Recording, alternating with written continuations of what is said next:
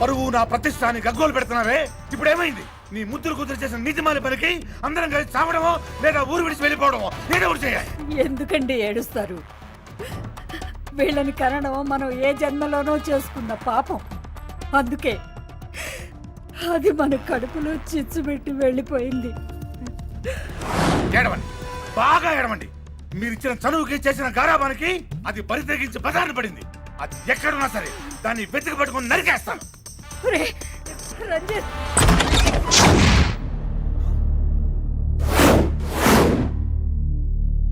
రావే, నీకోసం వస్తున్నాను. ఎక్కడే వాడు? ఎక్కడే వాడు? ఏయ్, లేకవే, లే. మళ్ళీ ఎందుకు వచ్చావే? ఎక్కడ దాచావు నీ ప్రియుణ్ణి? చెప్పా.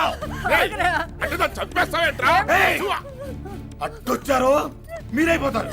చెప్పవే, చెప్పా. కొట్రా, కొట్టు, నన్ను చంపేయ్. నన్ను చిత్రవద చేసి నీ కసి తీర్చుకో. నేను చేసిన పాపానికి, మిమ్మల్ని పెట్టిన క్షోభకి నాకు ఏ శిక్ష వేసినా చాలదు.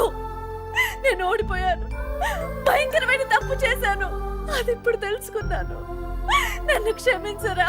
ఏంటి నీ తొంగడిపో? ఇదో కొత్త నాటకమా? కొత్త నాటకం అంటే నాటకాలంటే నాకు తెలియదు నాన్న. ఒక మాయగాడి వల్ల పడి నమ్మి ఇంత దూరం తీసుకొచ్చినందుకు నువ్వైనా నన్ను క్షమించు నాన్న. నువ్వు చెప్పేది నిజమైతే ఇక మీద ఏం చెప్పినట్టు చేస్తావా?